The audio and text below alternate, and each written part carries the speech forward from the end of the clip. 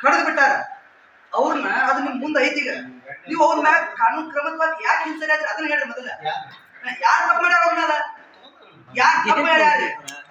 Including ಜಿಲ್ಲಾಧಿಕಾರಿ ಅವ್ರನ್ನ ಹಿಡ್ಕೊಂಡು ನಿಮ್ಗೆ ವಸ್ತು ಹಾಳಾಗ್ಬಿಟ್ಟೈತಿ, ಲಾಸ್ ಆಗೈತಿ. ನೀವು ಮತ್ತೆ ಅವ್ರನ್ನ ಈ ಕಳ್ಳನ್ನ ನೀವು ಕಳ್ಳು ಯಾಕೆ ಮಾಡಿದ್ರೆ ಕೇಳಿದ್ರೆ ಕಳ್ಳು ಮಾಡ್ಯಾರ ನಿಮ್ಗೆ ಗೊತ್ತೈತೆ. ಎನ್ಕ್ವೈರಿ ಮಾಡ್ರಿ, ತಪ್ಪು ಆಗೈತಿಲ್ರಿ, ತಪ್ಪು ಆಗೈತಿಲ್ರಿ ಅದನ್ನ ಹೇಳ್ರಿ ಮೊದಲ. ನೀವು ಮತ್ತೆ ಅವ್ರನ್ನ ತಪ್ಪು ಆಗೈತಿ ಇದು ನೀವು ಯಾರು ಮುಖ್ಯ ಮಾಡ್ತಾರೆ ಮತ್ತೆ ತಪ್ಪು ಮಾಡಿದ್ರೆ ಈಗ ನಿಮ್ಮ ವಸ್ತು ಹಾಳಾಗೈತಿ.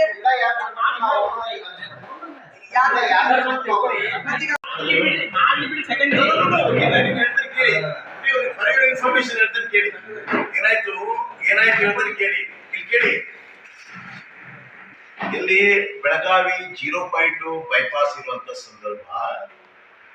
ಸಂದರ್ಭ government president of India notification 3 ಬಾರಿ ಏನ್ ಕೊಡ್ತಾರೆ?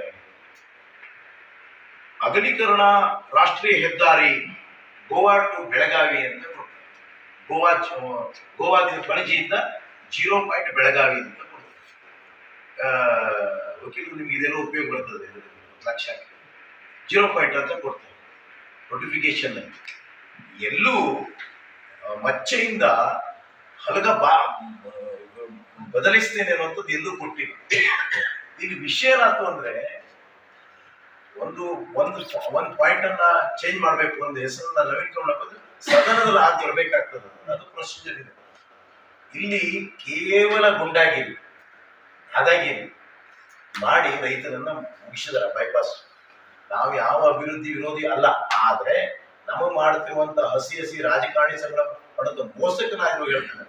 ಏನಂದ್ರು ಅಂದ್ರೆ, ನೀವು ಏನಾದ್ರೂ ಸರ್ಕಾರಿ ಯೋಜನೆ ಅಂತ ನಿಮ್ಮ ನೋಟಿಸ್ ನಲ್ಲಿ ರುಜು ಮಾಡಿದರೆ ಅಭಿವೃದ್ಧಿ, ಸೋಲಾರು, ವಿದ್ಯುತ್ತು, ರೋಡು ಅಂತ ನೀವೇನಾದ್ರು ರುಜು ಮಾಡಿದ್ರೆ ಮಾನ್ಯ ಹೈಕೋರ್ಟ್, ಸುಪ್ರೀಂ ಕೋರ್ಟ್ ನ್ಯಾಯಾಧೀಶರು ಏನ್ ವಿಚಾರ ಮಾಡ್ತಾರೆ, ಅಲ್ಲಿ ಯಾವ ರೀತಿ ವಾದ ಮಂಡನೆ ಆಗ್ತದೆ ಅಂದ್ರೆ ಇದು ಸಾರ್ವಜನಿಕ ಸಲುವಾಗಿ ಅತ್ಯುತ್ತಮವಾಗಿದೆ, ಅದು ಅನುಕೂಲ ಇದೆ, ಹೀಗಿದೆ ಹೀಗೆ ಅಂತ ಹೇಳಿ ಪಾಪ ಜಡ್ಜ್ ಸಾಹೇಬ್ ಅಲ್ಲಿ ಎಲ್ಲ ಕೂತ್ಕೊಂಡಿರ್ತಾರೆ. ಅವ್ರಿಗೆ ಪ್ರಾಯೋಗಿಕವಾಗಿ ಗೊತ್ತಿರುವುದಿಲ್ಲ. ಸರ್ಕಾರದ ಕೆಲಸ ಸಾರ್ವಜನಿಕ ಅನುಕೂಲ ಆಗಿರುವುದರಿಂದ ಅಲ್ಲಿ ಸಾರ್ವಜನಿಕ ಕೆಲಸ ಮಾಡ್ಲಿಕ್ಕೆ ಅನುಕೂಲ ಮಾಡಿಕೊಡಿ ಅಂತೇಳಿ ಕೊಡ್ತಾರೆ. ಅದೇ ಅಧಿಕಾರಿಗಳು ಪೊಲೀಸ್ ಇಲಾಖೆ 1-10 ಜೀಪ್ ತಂದು ಹಿಡಿದವನು ಮುಂದ ಮಾತಾಡಿದವನು ಬಡ್ದು ಕಡ್ದು, ನಾನು ನಿಮಗೆ ನನ್ನ ಅನುಭವ ಹೇಳ್ತೇನೆ. ನನ್ನನ್ನ ತಲೆ ಕೆಳಗೆ ಮಾಡಿ ನನ್ನನ್ನ ಹೇಗೆ ಇದನ್ನಿಷ್ಟು ಗುಂಡಿ ಹಿಡಿದು ಅರ್ಧ ಕಿಲೋಮೀಟರ್ ಎತ್ಕೊಂಡು ಹೋಯ್ತು. ಎಷ್ಟು? ಅರ್ಧ ಕಿಲೋಮೀಟರ್ 5 ಮಂದಿ ಬೆಂಕಿ ಹಾಕೊಂಡಿದ್ದಾರೆ. ಅಲ್ಲಿ ಏನಾಯ್ತಪ್ಪ ನೋಟಿಸ್ ಅಂದ್ರೆ, ನೋಟಿಸ್ ಏನು, ಸರ್ಕಾರಿ ಕೆಲಸ ಮಾಡ್ಲಿಕ್ಕೆ ರೈತರು ತೊಂದರೆ ಮಾಡ್ತಾ ಇದ್ದಾರೆ, ಆದ್ರೂ ಅನುಕೂಲ ಮಾಡ್ಕೊಡಿ ಅಂತ ಒಂದು ಬೋಗಸ್ ಹಾಕಿದನ್ನ ಮಾನ್ಯ ಕೋರ್ಟ್ ಮಾಡಿದ್ರು ವಕೀಲರು.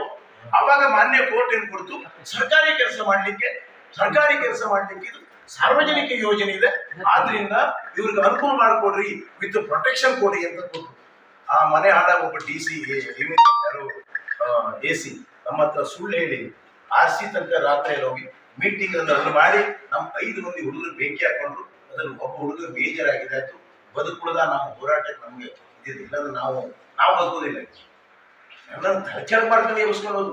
ನಾನು ನಿಮ್ಗೆ ಹೇಳಿದ್ನಿ, ಯಾವುದು ನಿಮ್ಮ ನೋಟಿಸ್ನಲ್ಲಿ ನಿಮಗೆ ಏನು ಮಜಾ, ನಿಮ್ಮ ಪ್ರತ್ಯಕ್ಷದರ್ಶಿ ಏನಿದೆ ಶ್ರೀಗಂಧಗಡ ಕಳೆದಿದೆ, ನಾವಿಲ್ಲಿಗೆ